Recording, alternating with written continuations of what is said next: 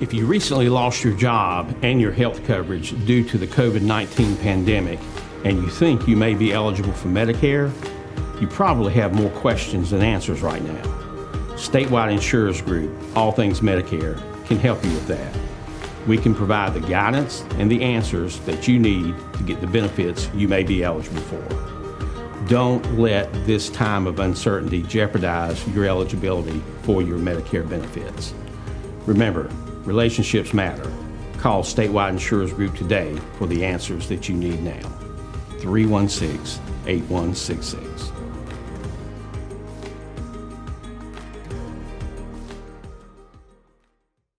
Being prepared and trained is the best way to keep your family safe. The best way to be prepared is to learn from those who've spent a lifetime protecting us. Barnes Safety and Consulting LLC offers concealed carry classes with instructors who are law enforcement officers active and retired with more than 100 years of law enforcement experience. Monthly classes are taught year-round with private classes and special group rates available. Classes are $75 and held in the Bailey area. Call or text 1-800-653-0643. Get your concealed carry permit and avoid becoming a victim.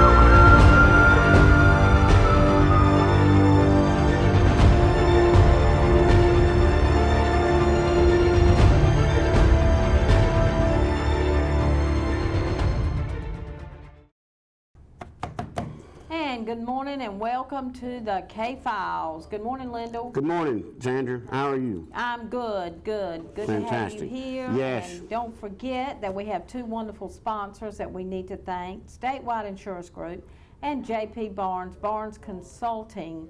Folks, you need your concealed carry. That's all I can say. You need your concealed carry. Call J.P. Barnes to get your concealed carry today. It's very important. He sponsors this show. So anyway, retired state trooper. He is a retired state trooper, and you know, all the folks, there's a lot of folks that teach concealed carry, and I say, learn it from a law enforcement professional, for goodness sakes. Right. You know, there's a lot of them out there. You got your pick of them. All right, so as I promised on social media, and we talked about last week, after well, let me back up. We got a packed show today because Alan Wilson Major Wilson with the Nash County Sheriff's Office is already here. Yes. Ready to talk about fugitive apprehension and some other stuff. Oh wow.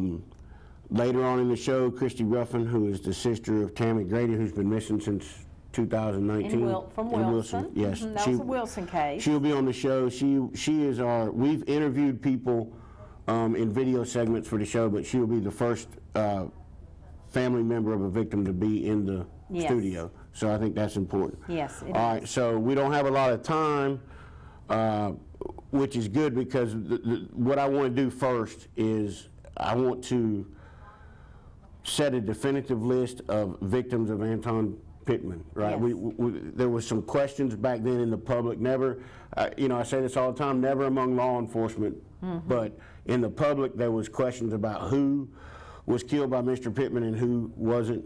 And I feel like over time, it's been 10 years now, more than 10 years, that it has muddied the waters when it comes to investigations as far as the public's attention to these cases. Right. So some of these ladies who were not killed by Mr. Pittman have kind of drifted out of the the public eye, and I think they belong there, but the way to start that is to say exactly who was killed by Mr. Pittman.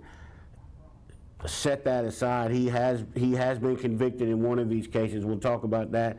He is serving life in prison. He will not get out. It's a shame that he's not serving life in prison for all of these other ladies. Right. But it is what it is. But we certainly can do something about the women who were killed at the same time that Mr. Pittman was killing women, but were not killed by Mr. Pittman. Right? Right. So first we're going to start with who was killed by Mr. Pittman. Who was killed by Mr. Pittman. And we're going to go through them really quickly, right? Because we ain't got a lot of And time. we're talking, folks, about, in case you didn't watch last week, we're talking about 7 Bridges Road case. Right, right. It was. case you didn't know. There's Mr. Pittman. He got a lot of attention, national attention. He killed some women, and put most of them out on 7 Bridges Road. We'll talk about that. This was 2007 to about 2009. Right. You know, in a couple of years, and then the trial that happened afterwards. And kind of unique in this case. I mean, he was getting ready. He was on trial, going to prison. They were still finding bodies. Right. You know? So, all right. But explain again, real quick, they only convicted one person. Right. We'll get to that. But explain that. Okay, yes. sure. He was. What happened was there were several victims. They had really good evidence, DNA evidence, in one of the cases. Right. What had worked against them was that the bodies were not being found. Right. Actually, what really worked against them is a lot of the victims were not being reported missing for months. Yes. You know, 90 days, Yes. 3 months. So it was really hard to get. The prosecutors felt, and I've talked to Robert Evans about this a lot over the years, they felt like they didn't have enough in some of these cases to go forward. However, they felt like they had a slam dunk in That's right. in one case, and if we know that prosecutors If you can get them, get them. prosecutors love slam Yes. dunks. Absolutely. Okay. That's right. So we're going to start with how we're going to do this is we're going to show you who was missing, who went missing, when they went missing, and then when they were found. Okay. Right? So we're going to kind of build a timeline, and then we'll get into some of the other aspects of it after Sure. that, right? Okay, so up first is Joyce Durham. She was 46 years old. She was reported missing on June 2007. Okay, so June Okay. 2007, Joyce Durham goes missing. Okay? Okay. All right.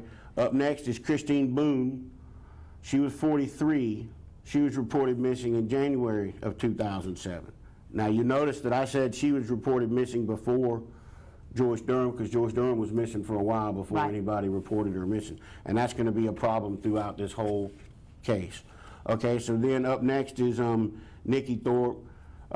Some people call her Jackie, some people call her Nikki. She was 35 years old. She was reported missing in May of 2007, and her body was found in August of 2007. Right, so first woman. So out of 3 women, she's the first one that they found her body soon after Right. she was missing. Couple of Okay, months. so 2007, we've got 2 missing women and 1 body found. Okay. Right. All right. Here we go to 2008. Ernestine Battle was 50 years old. She was reported missing in February of 2008, and her body was found in March of 2008. Right. We got 2 missing women, 2 bodies found. Okay. Okay. I'll get into one day later about why there wasn't much going on in 2008 with Mr. Pittman. I've got a theory. Of course, serial killers have a thing called a cool down period where they either worry about getting caught or they just, whatever the need is to kill Right. people have been satisfied briefly. But there was something else going on too I'll talk about one day. On to 2009, okay, Yolanda Lancaster was 36 years old. She was reported missing in February of 2009. Okay. Okay. Next, Tahar Nicholson. She was 28 years old. She was reported missing in February 2009, right? Her body was found in March of 2009.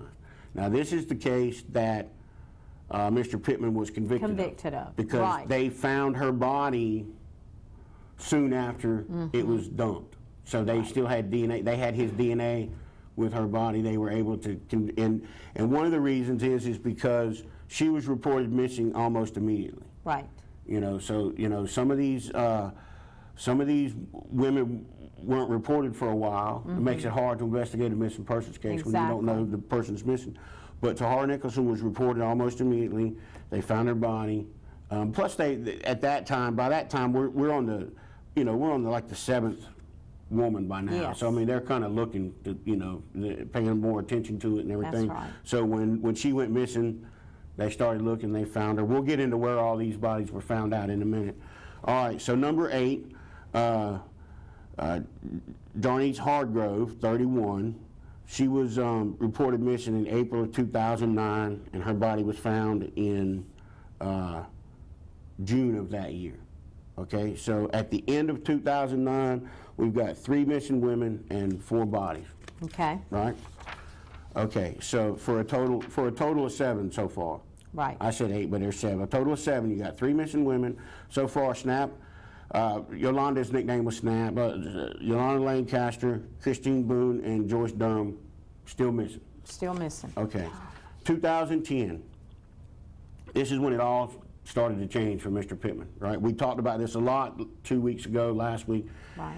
In March of 2010, they found Christine Boone's body out in Halifax County. Right. Remember, they were looking for a body in another case. Yes. And I they stumbled remember that. across Yes. Christine's skull, and from there they were able to, Pittman lived in a trailer, and her skull was found in the woods behind the trailer. He lived at back when she went missing, back in 2007. Okay, so from there they developed a search warrant, and I want people to see. The search warrant right there in black and white. In the first paragraph under it says application for search warrant. It says, based on the above information, there's probable cause to believe that Antwan Maurice Pittman was involved in the homicide of Thorpe, Battle, Nicholson, Hargrove, and Boone. So that's everybody that they have so far. Right. So and that is a SBI search warrant where they went back and were looking at the trailer that Pittman lived in at the time. Right. So there's a court document, black and white, of what the authorities believe that Mr. Pittman was responsible for, and that was all of the cases that we've mentioned thus far. Exactly. Except for the missing ladies. The missing ladies aren't mentioned, but all the ones that have been found dead up to that point. So 5 women on that search warrant in black and white. Okay. Well, then in March, just a few weeks later, the body of Roberta Williams, she's 40, she turns up. Her body turns up, right? She was never reported missing. Wow. So nobody even knew she was missing until they found a body. They didn't even know who it was. Through dental records, they figure out it's Roberta Williams. That's sad that somebody wouldn't even be reported missing. It gets worse. Okay, so that was at the end of 2010. We got 2 missing women and 5 bodies, right? Because they found Christine Boone's body. So the number missing has dropped now from 2 missing women, 5 bodies. Okay.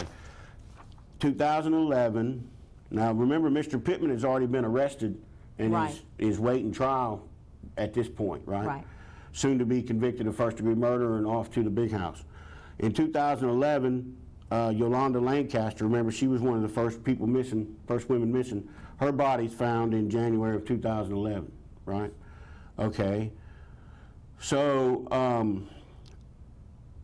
Christine Boone's body is found out in Halifax County on 98 Nosturium Lane, behind 98 Nosturium Lane. All the rest of the bodies that we talked about were all discovered on Seven Bridges Road. It was a road that Pittman's family owned property on. It was a place where he spent a lot of time as a teenager. And see, we talked about it's usually somewhere they're familiar with. They don't just dump somebody out in the middle of nowhere. It's stronger than something familiar. Yes, ma'am. It's stronger than usually. It's almost always that when there's a body dumped, it's somewhere where they are familiar with because they can relate to. It's somewhere where they feel safe. When you're gonna dump a murdered body out on, you want to do it somewhere where you feel safe. As I said, I still am dying to know about Lynn Keel and what the correlation in that Anyway, we will that's find another out. day. Yes. Like I said, he lived in Halifax County at the time that Christine Boone went missing. Right. Her body was found in Halifax County. More specifically, he lived at 98 Nosturium Lane, where her body was found basically in the backyard. Right. Okay, so the rest of the women that we've talked about who were found were all found on Seven Bridges Road, where he spent time as a child and grew up and spent a lot of time and very familiar with the neighborhood. Right. We talked about Seven Bridges Road is very easy to, you can get, Seven Bridges Road is in the middle of nowhere, right? Right. But you can get to it from Rocky Mountain really quickly, right? So that's, Right. okay. So that is the, what I think is the definitive list of victims for Mr. Pittman, right? Okay, Wow. but we're not done yet. But I mean, that is what I think is the definitive list, okay? But then we also have this case, and this is Liz Smallwood, right? She wasn't found on Seven Bridges Road. She was found in a field off Melton Drive in 2009 in Nash County. All these other cases were Edgecombe County, Halifax Melton County. Drive? Melton Drive, right down there, right Rocky behind. Mountain. You know, what's funny, I was over there yesterday. Yeah, there's, okay, look. Keep that picture up for a second, Brittany. Wow. I was there yesterday. Ridge Street. Yeah. And Melton Drive. Okay, Wow. Melton Drive and Ridge Street. I was there yesterday. There's a lot of soccer fields out there now that they've put, but back then, that area was decimated by Hurricane Fran. Yes, it was. And all the houses were torn down. There was very few houses left out in that area. They made use of it by putting soccer fields there, which was a good use of the Right, property. it really was. But in the early 2000, in 2006, 2007, in that area, that place was desolate, right? It was absolutely. in the middle of Rocky Mount. If you were in the middle of Rocky Mountain and you wanted to go somewhere where nobody was, Melton Drive was the place to go. It's still pretty empty Wow. today, okay? So Liz lived on 249 Hill Street, which is just not far from there, right? And I was by there yesterday. It's a neat little house right in the middle of town, but she lived there at the time. Okay, but more interestingly, we saw her body's found in the wood, in a field off of Melton Drive, right? Okay. You saw in that picture Ridge Road, right? Yes. Well, Mr. Pittman lived on Ridge Road at Ridge that time. Street. Ridge Street. He lived there at that time. Oh, Right. really? Yeah. So just Oh. like when we were looking at Halifax County, he lived Oh, at wow. the place where the body was found in Halifax County. When Liz Smallwood, she was never reported missing either, right? She didn't even have any family here or anything. She was from Georgia or wherever I don't know how she ended up here, but nobody reported her missing. It took a while to figure out who she was. When she went missing, Pittman lived within a short walking distance from where the body was. You know, so there's a pattern there, and I think that's why I want to include her in that list. Everybody Absolutely, else is pretty positive, but her autopsy says that they couldn't determine how she died. Of course, and all his victims were strangled, Yeah. which is not going to show up in a skeleton anyway, most likely. Okay, so anyway, the discovery of an unclothed female remains in a remote area is highly suspicious for homicide violence. That's what her autopsy says, right? So no cause of death, no manner of death, but highly suspicious of homicide violence. She fits the victimology of all the other ladies. Drugs, prostitution, they all frequent in the same places, Raleigh Boulevard, Raleigh Road, all around in there. Okay. All right, so at the end of 2011, we've got one missing woman and 8 bodies, right? Now, I'm not mentioning anything about the ladies that are not part of this case. We'll start talking about those next week, okay? But I'll laying it all out so we can, hopefully this will be on YouTube. That was interesting because I didn't know about that. Okay, so one missing woman, 8 bodies. The missing woman is the first woman who went missing, and that's Renee Durham. Renee. Some people call her Joyce, some people call her Renee Durham. There's a missing poster for her. I think Fighting Crime worked that up. She's still missing. We don't know where her body is to this day. I was thinking it was out on Seven Bridges Road, but lately I've been talking to some folks that know a lot more than I do, you know, take from that what you will, and they think that her body's out there in Halifax County where Christine Boone's was. It makes sense. They both disappeared at the same time. He was living out there at the time. So, it's, you know, she's out there somewhere.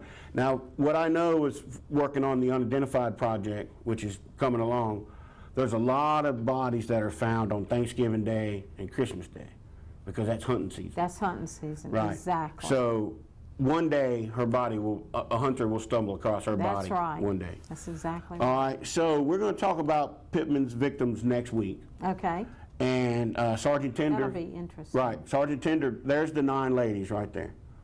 That's Mr. Pittman. That's Mr. Pittman's body of work right there. God. We got 3 or 4 other ladies that were killed at the same time that were not killed by Mr. Pittman, right? And so so their killer's running around free somewhere right now. So we're going to get into those next week. Sergeant Tender with the Edgecombe County Sheriff's Office is going to be here to talk about one of those cases. Okay. First time that that case has been talked about publicly. And if you go and you look online, there's a lot of sources, including Wikipedia. Don't really trust anything Wikipedia says. Oh, no, I don't. They still list this victim as one of Mr. Pittman's victims. So hopefully we can clear the air on that with the Wow, public yeah. next week and, you know, maybe get some information going. My contention is people aren't going to call law enforcement if they think that it's over with. That's So exactly that's what right. we're trying to do. That's all right, so right. we got to go to commercial. I didn't know if I was going to get through all that Well, you did. in You 12 barely minutes. made it. So, You barely folks, made we'll be back. Major Wilson with the Nash County Sheriff's Office is going to be here. He's got some Absolutely. interesting stories. So please come back.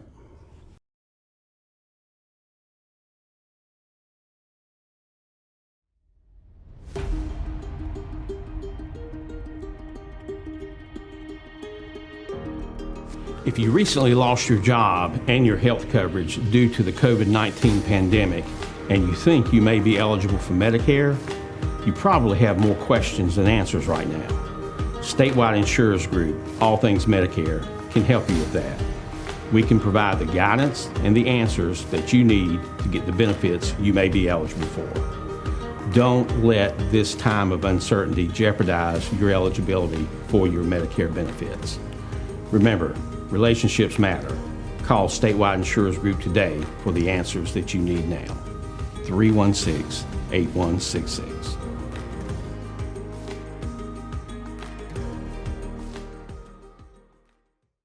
Being prepared and trained is the best way to keep your family safe. The best way to be prepared is to learn from those who've spent a lifetime protecting us. Barnes Safety and Consulting LLC offers concealed carry classes with instructors who are law enforcement officers active and retired with more than 100 years of law enforcement experience. Monthly classes are taught year-round with private classes and special group rates available. Classes are $75 and held in the Bailey area. Call or text 1-800-653-0643. Get your concealed carry permit and avoid becoming a victim.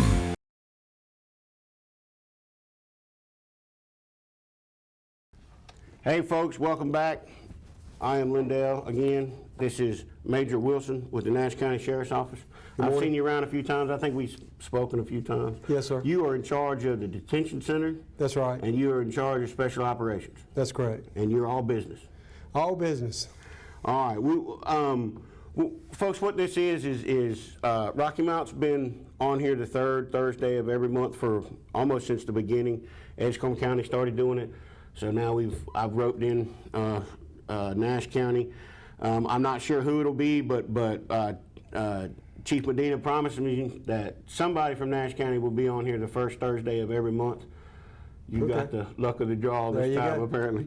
All right, so I just found out about this yesterday, and I was really interested in this. And this is, Brittany, show that wanted poster. This is Tavon Everett Lee Vines. Is Vines his last name? All right. That's it. Okay, so this is a bad customer. He's a bad guy. Tell everybody a little bit about him Absolutely. and what happened, how he's a bad guy everywhere else, but tell him what happened when he got to Nash County. So coming through Nash County, he was on Interstate 95, traveling probably close to 100 miles an hour. Sheriff Stone happened to be on the interstate at the time, noticed the guy was speeding, decided to make a traffic stop. After he made a traffic stop, Sheriff Stone realized something is not right, so he called for a backup officer to come in. When they approached the car, they noticed that this guy had his hand up under a coat, appeared to maybe be a weapon. Wow. Immediately they confronted him. Basically a struggle ensued. The guy was able to leave from the vehicle, come back to the vehicle. A chase started, went north on the interstate, went into Northampton County where he exited off, crashed his car, jumped out and ran. We searched the area very well that night, could not find him. He was able to somehow or another get out of the area and go back into Virginia. Through the investigation from the Sheriff's Office, the Criminal Investigation Division, they were able to identify this individual based on some of the forensics and other information that we had inside the vehicle. Right, we don't want to get into no right, trade we won't get into all those trade secrets. But a lot of training that Nash County has. That's right. So the training that we have, the ability that we have, that the sheriff has invested in the investigation division, we were able to determine who he was. Then we found that this individual was in Maryland, actually wanted by the U.S. Marshals. The sheriff did not know that the night that he stopped him in January, that this guy was wanted from a shooting that took place in December, where someone had won a large amount of money at a casino in Maryland, traveled back to Virginia. He followed them back. When they got out of the car, he confronted them somehow or another. He robbed them of the money. The victim was shot multiple times by other suspects as well. Wow. So this guy was in, his criminal history shows that he's got burglary, got assault, got weapon charges. So he's just a bad guy. He was actually wanted for not only for that, but wanted for a probation violation and suspension as well. So you never know who you're going to stop on interstate. Right. But the importance of interstate interdiction that the Nash County Sheriff's Office does so well that everybody comes to y'all and asks how to do it. And then not only that, but then the follow-up, like you said, the forensics work that led to him getting caught. So, you know, so the all of that together, just amazing. And the fact that we got a sheriff that stops people. He's active. You know, Very, very active. He's involved in what goes on. I knew one years ago, I worked down in Onslow County with Ed Brown was the sheriff down there at the time. I mean, he would stop people. He spent half his day stopping people. Right. And it's very rare to have a law enforcement executive out. That's involved. Yeah, boots on the ground. Absolutely. All right, so then, go ahead. So I was going to finish telling you about this. Sure, So this guy's up in, they identify who he is. Now they got to find him. Find out that the marshals are after him as well, U.S. Marshals.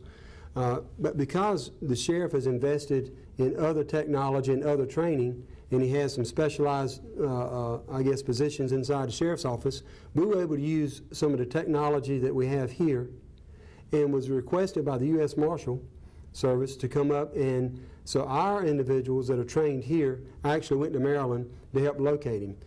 This individual was pretty slick. He escaped custody again, and then they went back up and were able to locate him finally a second time through, and when the federal government calls and says, hey, we need and ask a sheriff's office, hey, can we use the technology that you guys have and expertise that you have to help locate this individual? And then we travel out of state to help locate them at their request. That's pretty impressive. Yes, sir. It really is. And it's all because of the sheriff knows that this is what we need. That's right. Okay. So he's off the in streets, custody now. But he might not be in custody tomorrow because apparently he's really good. Well, he's really good at getting away from hopefully people. detention center will hold him in place. Yeah, we hope so. All right. Hopefully so. All right. The other, you were gonna. We can talk about Tommy for a minute. You know, that was a terrible situation. Absolutely. Up on the, we're talking about the deputy that got shot up on the highway, and there's a picture I took of them on that. You know, he lives about 2 blocks from me. Okay. That was a picture I took the day that he got out of the hospital, came home. Yeah, and there's Shelby with him. She shot the guy that shot him. So she did. Good partners there. Absolutely. Tell me a little bit about the after that. Okay, so you know you have the shooting. Right. And tell me a little bit about the investigation after that. I mean, because once again, the sheriff's office training kicks in on that, right? It did. It did. So from the very beginning, again, on the interstate, I mean, there's some bad folks that travel on the interstate. Some come here, some are passing through, but nonetheless, there's some bad folks. Right. With this particular vehicle stop, man, first of all, let me say, I thank God that both our deputies are alive. This individual had intentions of killing both of them, without a doubt. Had it not been for the quick actions of Deputy Smith to be able to stop that threat and stop what he was doing, both of them would have been, their lives would have been taken that day. Thank God that Tony is recovering, and hopefully he's going to have a full recovery and come back. That's he's got a long road ahead of him, but I saw him at the grocery store the other day. So yes, sir. He's doing good. Yes, sir. He's doing well. So I'm hoping he gets along well and comes back soon. We miss him, and hope that he comes back soon. But through the technology that we have, through the evidence technicians at the sheriff's office, and through some of the other technology that we have, particularly where we're able to locate the other suspects, we found that the individual that was stopped that day, the weapon that he used is also tied into a robbery that was conducted in Florida. They tied that weapon to that shooting, and where an individual robbed a man and woman in Florida and shot both of them. And then through other technology, it was an unsolved crime at that time in Florida. So through that traffic stop, through the forensics that we were able to do, and through some of the other technologies that we have, we were able to pinpoint that weapon as the weapon and able to pinpoint the suspect as being there at that particular time. So now he's going to be facing charges in Florida where he was headed back to, but where he had fled from. That is great. You know, I've been here since 2015, and just from the very beginning, I mean, the interstate interdiction, you know, and some of the stuff like that. I mean, it's just really impressive to see a sheriff's office. Now, I mean, in North Carolina, let's be honest, in North Carolina, historically, sheriff's offices have been just kind of like laid back and patrol around the neighborhood. You know, they've not been known for doing a lot of the stuff that, a lot of the stuff that y'all are doing now. So, and of course, that probably has a lot to do with Keystone being a retired highway patrolman or whatever. But I mean, you know, y'all are doing things at Nash County that a lot of other agencies around the state and around the country just aren't doing. You know, and I bumped into you yesterday at the county admin, where you were giving a presentation about salaries.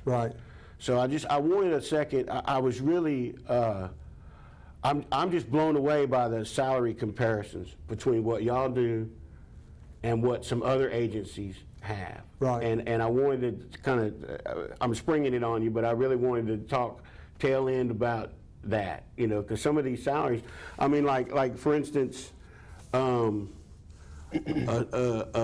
me get a good one here. A sergeant in Rocky Mount makes, let me get the right number, $67,000. Is that right? On average, yes, sir. That's pretty good. That's good, and they do hard work there. And sure. Oh yeah. No one's not. No. I'm not saying that nobody doesn't deserve it, but I'm just saying that's, you know.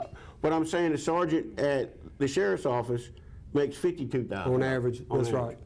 You know. So I mean. And you can go up and down these lists. I mean, you know, over in Wilson County, Sheriff Woodward, I know him pretty good guy. He makes $152. No, Brittany, don't open the door yet. He makes $152. Keith Stone, she shuts the door. I don't know that you can reverse time. Keith Stone makes $127,000 a year. For a guy that is on the road every day. I don't think I've never. He's not. He shouldn't even have an office, because I don't know that he's ever in the office, right? So I mean, really quickly, because we're running out of time. But tell people about compression. I wrote about this first 20 years ago, where incoming cops were actually making more than seasoned cops. Just a lot of people don't understand that. Explain that really quickly if you can. So.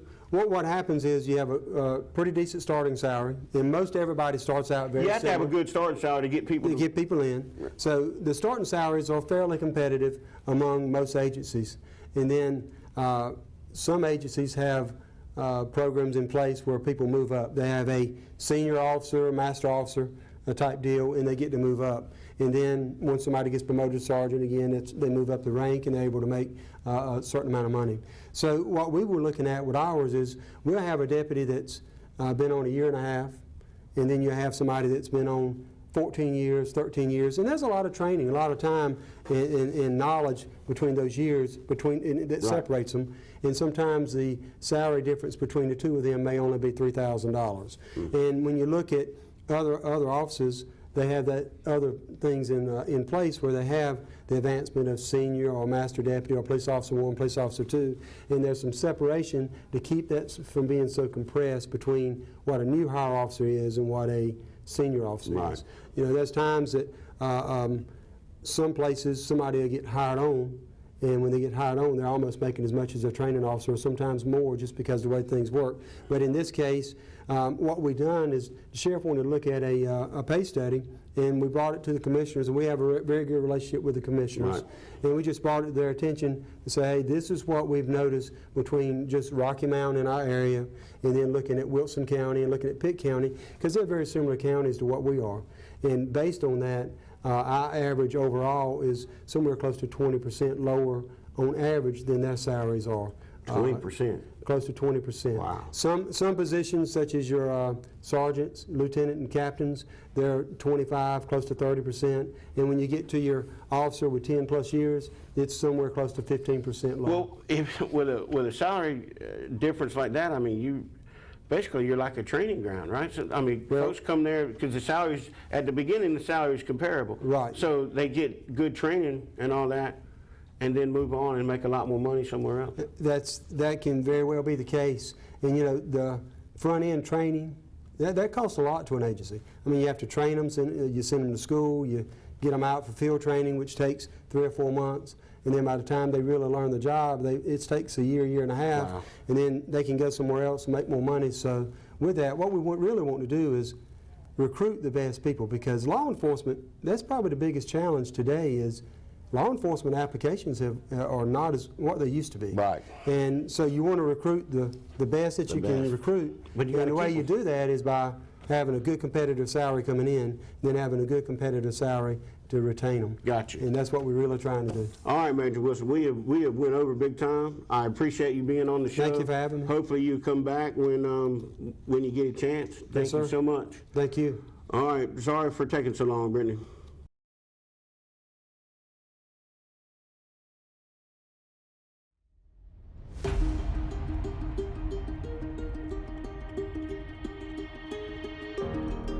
If you recently lost your job and your health coverage due to the COVID-19 pandemic, and you think you may be eligible for Medicare, you probably have more questions than answers right now.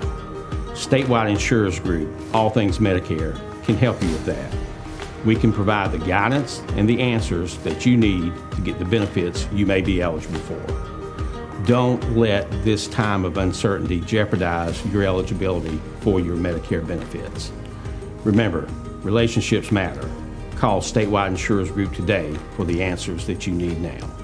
316-8166.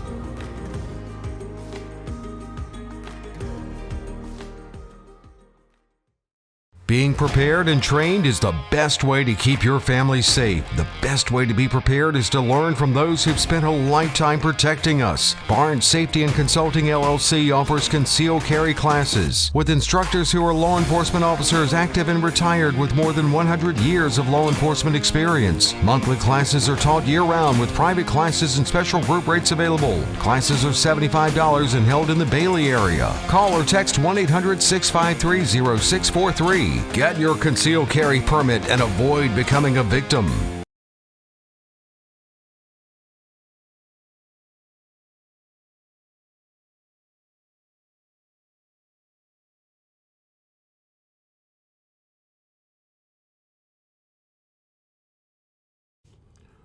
Folks, that was Tammy Grady. She has been missing since November of 2019. This is her sister, Christy. Thank you for being here. Oh, no, thank you so much for having me. I really appreciate it.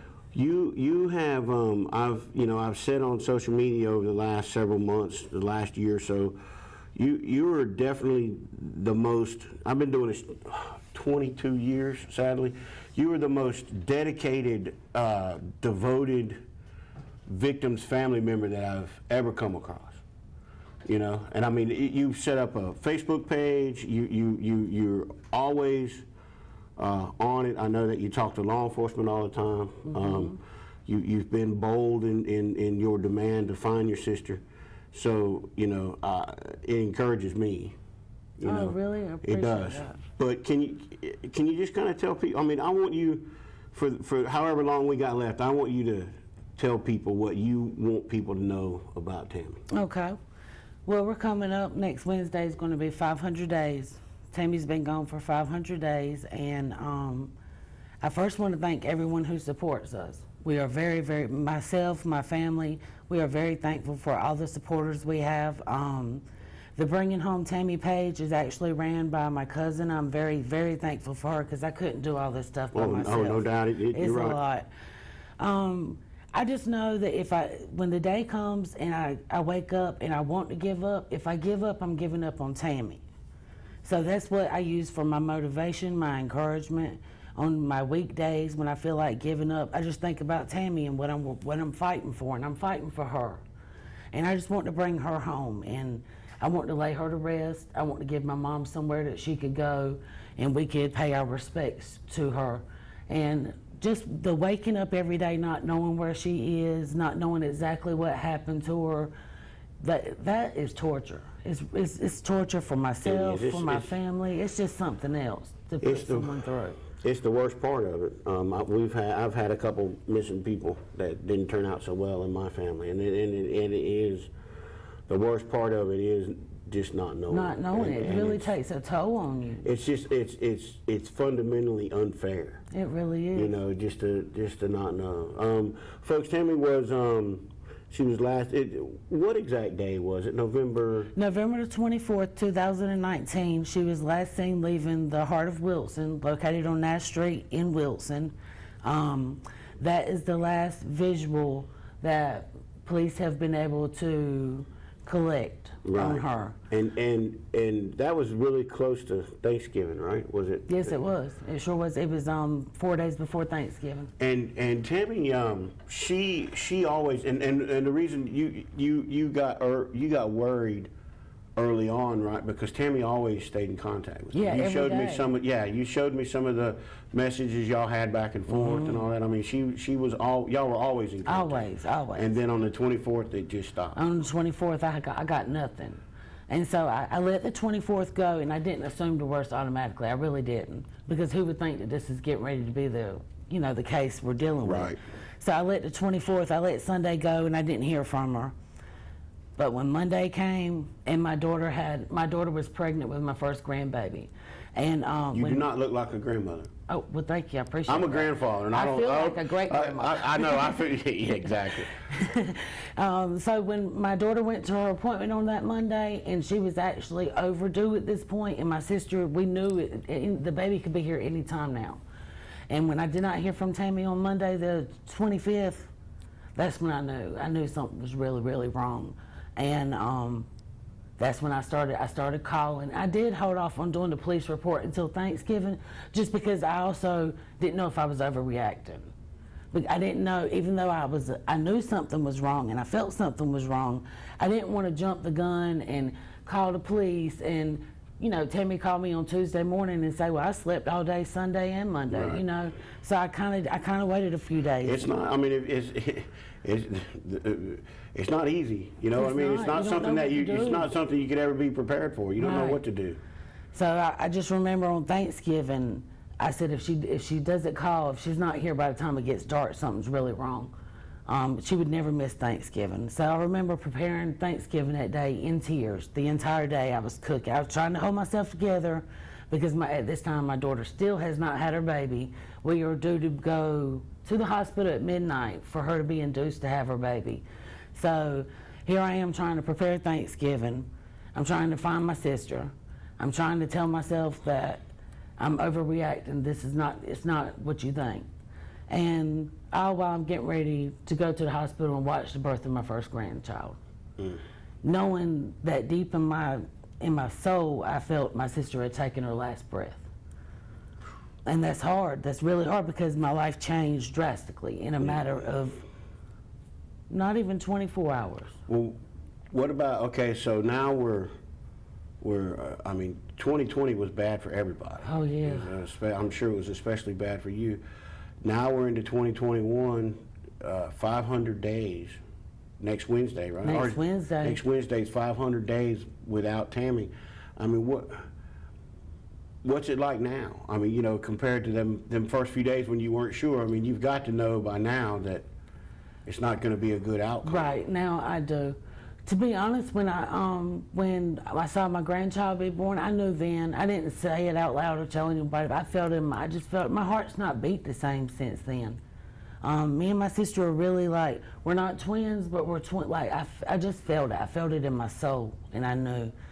But when my brother was a missing person for a while, or a few days, and then he had hanged himself and in the woods, and they found him. But I mean, that I knew when his girlfriend called. They lived in Alabama. When his girlfriend called and said David's missing, I mean, I knew. You just know. Right then, it's I knew he was dead. I mean, because he doesn't go missing. You know what I'm saying? So I mean, I knew. It was the same thing. We certainly didn't communicate as much as you and Tammy did. Right. But there was just. Still, you just know. You do know, and it's not. But you know, fortunately, I mean, we did. Law enforcement found him within, I think, 4 days, and it was the day before Christmas, so it was not a good Christmas in 2017.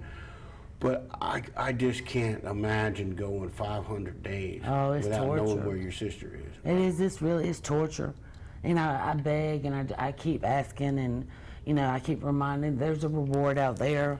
Absolutely. Folks, I haven't even mentioned that today. Sandra would be getting on to me. 252-406-6736, up to $15,000. That's right. Reward for where Tammy is, and I think there's some other rewards out there somewhere. Anyway, there's folks. Somebody knows what happened. Oh yeah, someone definitely knows what happened. Someone definitely knows where she is. Someone definitely knows who done whatever that was done to her. Right. So give that number a call. Tell them what you know. Make some money. Help lock up some bad folks and help heal my Christy heart. find Heal my heart. Help yes. Christy find her sister, because it's a travesty what's happened to her. But at this point, you also deserve to know. Yeah. Where, like you said, I mean, your family deserves to have a real service. Right. Absolutely. Tammy deserves better. We deserve better. I constantly say that when whoever did whatever and they took my sister, they took me also. Right. Because I've had to learn who I am now, because I'm somebody, I don't even know who I am. And so they really took more than just one life when they took Tammy. And so yes.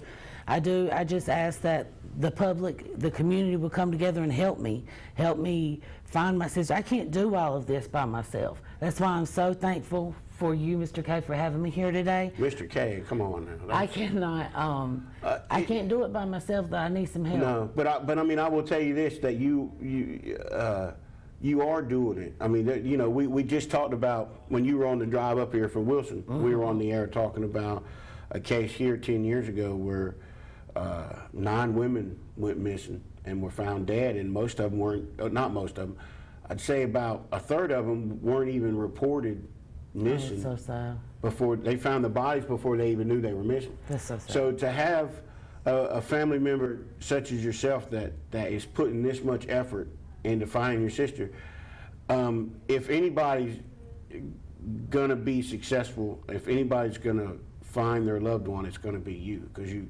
just won't give up. Oh, I sure hope and so. And 500 days in, I mean, even the best of families, after 500 days, they would be cashing it in. Yeah. I mean, I've seen it. I mean, I'm talking about affluent families. You know, I'm talking about just close families. Mm-hmm. But 500 days is a long time to carry. It's a long time. That. It is. You know, and folks, if you know anything about it, if you're watching in Wilson and you know something, give us a call at that hotline number. Yes. Up to $15,000. Help us find Tammy. How do I answer this phone? Hands free? Just the button on the bottom. Hands free? Yeah. Hello? Good morning. Good morning. I know that this is an uncomfortable topic. If the lady who's looking for her sister, can she give a brief overview of, like, did she miss her from Wilson that beginning, or was there a period of time when she was in Rocky Mount?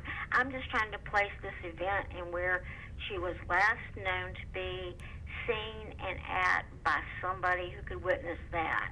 Absolutely. Thank you. I was wanting to get Christy's feelings and all that we kind of left out the details of the case, so we'll certainly go over that. Yes, Thank you. Yeah, I appreciate this, and for you losing your sister at this point, you don't know, I'm very, very sorry, and if there's any effort I can give to anybody helping you in resolving this, I'll do my best, and you guys have a great day. Thank God you. bless you. All right, so, I gotta figure out technology. All right, so, very good point, caller, thank you. So, Yes, thank you. November 23rd, right? November 23rd is the Sunday. last phone call. That was a Saturday. Okay, That's my Saturday. last phone call Okay. from Tammy is November So 23rd. when was she at the Heart of Wilson? Heart of Wilson, after we finished our phone call, my sister went to the Heart of Wilson, and she was there. She stayed the night. She Now that's- checked out the next morning. And that morning, that would be Sunday? That would be Sunday, November the 24th. Now, the Heart of Wilson is right across the street from like Western Sizzler. Western Sizzler. And it's located in on Nash downtown- Street. In downtown Wilson. Downtown right Wilson. Right in the Heart of Wilson. That's right. Very aptly named. So she was at the hotel. They know that she got into a cab, right? Yeah, she got into a cab. She left in the cab, and she was headed into the downtown area. And by me saying downtown, I'm talking more toward the like bus station, train station. Mm-hmm. And she goes out of the view of city cameras at that point. And that's it. So our last visual. What about this cab driver? What did he? the cab driver? Am I right that I was told that he don't remember dropping her off? That's right. He said he remembered her. He did not remember where she went. He don't keep logs or nothing. The detectives went to the cab stand and they spoke with them, and they don't really keep logs. They don't keep their information up to date, so to speak. Right, I would put him in a cell for a little while. He might remember where he dropped her off at.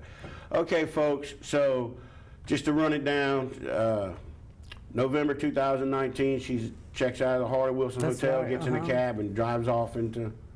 Drives off, and that's And the that's- last visual that we have on her. Now the 500 day is Wednesday, next Wednesday. next You're going to Wednesday. have a vigil for her, right? Tell us Yes. really quickly about that. 500 Days Without Tammy. It's going to be taking place next Wednesday, April the 7th, at Toysnot Park. I have it starting at 6 p.m., ending probably around 7:30. We will end with a candlelight vigil for Tammy, and it's just a day to remember Tammy, to remind the public that it's been 500 days without my sister. I haven't given up. I haven't forgotten, and I hope you haven't forgotten either.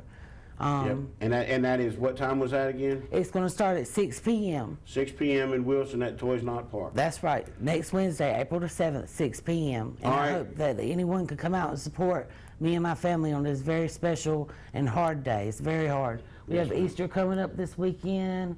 We've got so many events getting ready to take place, and Yeah. I'm getting ready to have my second grandbaby, another grandchild she's going to miss out on the birth on. So if you could just let me have my sister back, let me bring her home, because it's really hard. Right. Real hard. Folks, that's it. The magic door has opened, meaning that I have to wrap it up. I think this has been a good show. I think it's been an important show, and I really do hope for your family and for you that we can find out where thank you. Tammy's at. Thank you. Thank y'all very much. Thank We'll see y'all you next so week. much.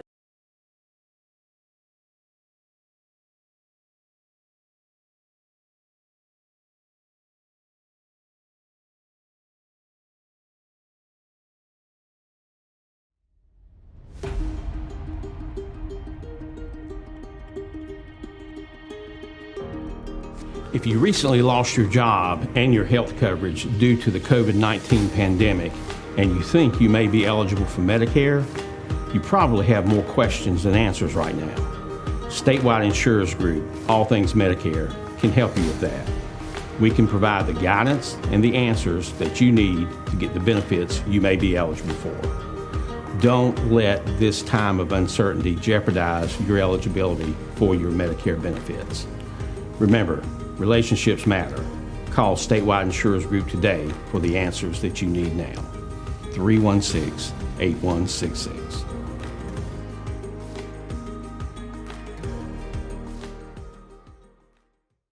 Being prepared and trained is the best way to keep your family safe. The best way to be prepared is to learn from those who've spent a lifetime protecting us. Barnes Safety and Consulting LLC offers concealed carry classes with instructors who are law enforcement officers active and retired with more than 100 years of law enforcement experience. Monthly classes are taught year-round with private classes and special group rates available. Classes are $75 and held in the Bailey area. Call or text 1-800-653-0643. Get your concealed carry permit and avoid becoming a victim.